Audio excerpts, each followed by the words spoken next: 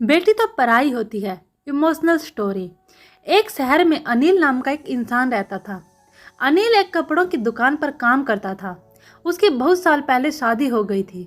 अनिल को हमेशा से लड़का चाहिए था। लड़का यह वंश का कुल दीपक होता है, पिता का नाम रोशन करता है और बुढ़ापे का सहारा होता है। पर लड़की शादी करके चली जाती है। ऐसी सोच रखने वाला वह पड़ोसियों को भी यह बात बताता था। शादी के कुछ साल बाद उसे 2 लड़के हुए। बड़े बेटे का नाम करण और छोटे बेटे का नाम किशन रखा। बाद में कुछ सालों बाद उसकी पत्नी का निधन हो गया। उसके बाद में उसी ने उन दोनों बेटों का ख्याल रखा। समय बीता और उसके दोनों बेटे बड़े हो गए और अब दोनों बेटे नौकरी कर रहे थे। दोनों की शादी भी हो गई। शादी होने के बाद भी वह सब एक साथ ही रहते थे।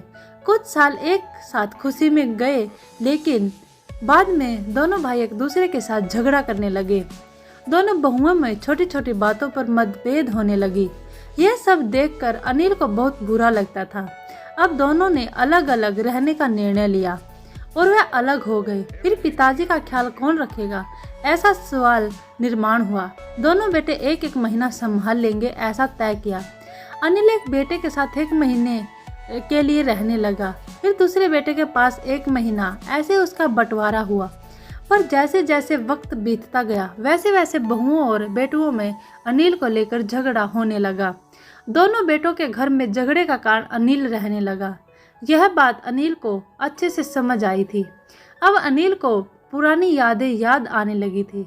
उसने जिंदगी में कितनी बड़ी गलती की थी, यह उसे अब समझ में आ रही थी। पर अब इसका क्या फायदा। आखिर दोनों बेटों ने पिताजी को वृद्धाश्रम भेजने का निर्णय लिया।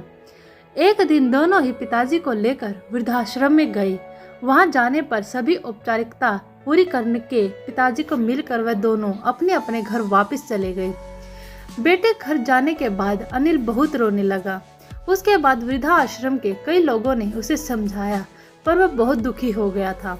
अनिल को वृद्धाश्रम में आकर 8 से 10 दिन हो गए थे। वह किसी से भी बातचीत नहीं करता था और एक पेड़ के नीचे बैठकर विचार में मनमगन रहता था। वहां के लोग उसे पूछते थे, पर उसने किसी को भी कुछ नहीं बताया। कुछ दिनों बाद में वह एक व्यक्ति से थोड़ा बहुत बोलने लगा। बाद में दोनों की अच्छी दोस्ती हो गई। एक दिन वह दोनों बैठे थे, तब वह व्यक्ति अनिल को अपनी कहानी बताने लगा। वह बोला कि मुझे एक बेटा ही है। वह मेरे साथ छोटी छोटी बातों पर झगड़ा करता था। इस बात को मैं बहुत ऊब गया था। उस वजह से मैंने वृद्ध आश्रम में रहने का निर्णय लिया। मुझे कभी कभी लगता था कि मुझे बेटे के साथ एक बेटी भी होती तो कितना अच्छा होता। कदाचित आज वह मेरे बुढ़ापे की लाठी बन सकती। उसका बोलना सुनकर अनिल और ज्यादा दुखी हो गया और वह बहुत गहरे विचारों में खो गया। अनिल को दुखी अवस्था में देखकर उसके दोस्त इंसान ने पूछा, आप क्या सोच रहे हो? आपके सामने देखो, उस दिखने वाले को 2 व्यक्तियों में से एक हमारे वृद्धाश्रम के मालिक है। उनका नाम कैलाश सेठ है। दूसरी उनकी बेटी है, उसका नाम आराध्या है। वृद्धाश्रम का सारा काम उनकी बेटी संभालती है। कैलाश सेठ इनको एकमात्र बेटी थी। बेटी माँ और पिताजी से बहुत प्यार करती थी। उतना ही प्यार वह वृद्धाश्रम के हर एक व्यक्ति से प्यार करती थी।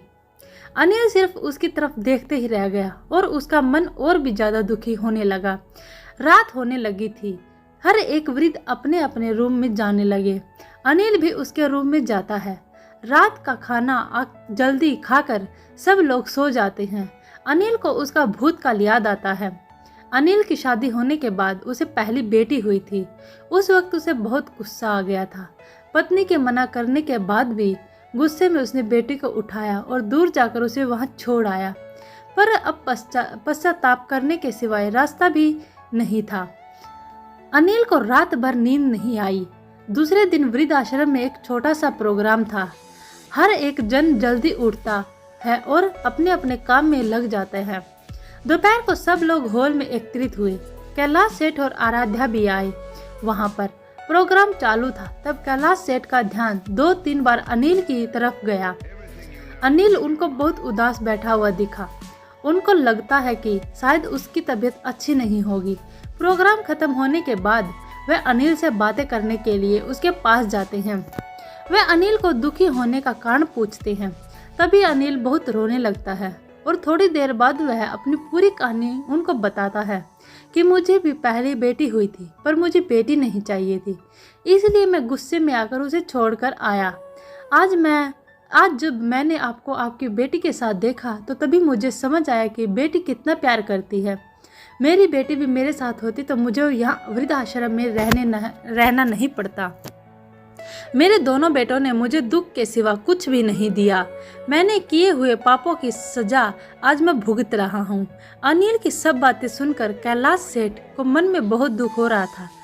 दुखी होकर वो अनिल को बोलता है कि यह मेरी बेटी नहीं है, मुझे नदी के किनारे मिली थी। मैं उसे घर ले आया और बहुत प्यार से बड़ा किया।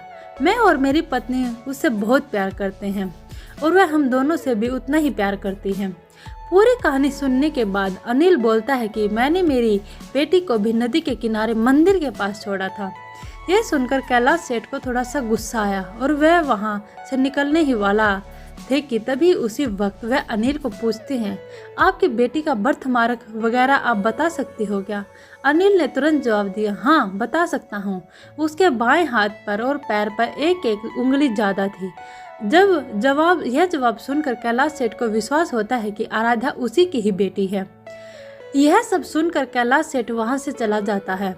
वह चले जाने पर आराध्या वह पहुंचती है और वह अनिल को बोलती है कि मैंने आप दोनों की पूरी बातें सुन ली हैं। आपने मेरे बारे में जो भी कहा वह सुनकर मेरा मन बहुत दुखा है। एक पिता खुद की बेटी के बारे में ऐसा निर्णय ले सकते हैं, यह सुनकर मुझे बहुत बुरा लगा। आपने जो भी किया बहुत गलत था। आपने मुझे बेटी बोलने का अधिकार खो दिया है। मैं आपकी बेटी होकर भी आप मुझे रास्ते पर छोड़कर चले गए थे और मैं उनकी बेटी ना होते हुए भी उन्होंने मुझ पर जान निछावर कर दिया। इसलिए वही मेरे सच्चे पिता हैं। आप इस वृद्धाश्रम में रह सकते हैं, पर आज आपने उनके सामने जो बोला है वह फिर कभी उनके सामने मत बोलिएगा, क्योंकि आज तक मैंने उनको इतना दुखी कभी नहीं देखा। इतना बोलकर आराध्या वहां से चली गई। अनिल सिर्फ आंखों में आंसू लाकर उसकी तरफ देखता रह गया और अपने नसीब को दोष देता रहा। दूसरे दिन सुबह किसी को भी ना बताते हुए अनिल वृद्धाश्रम छोड़कर चला गया।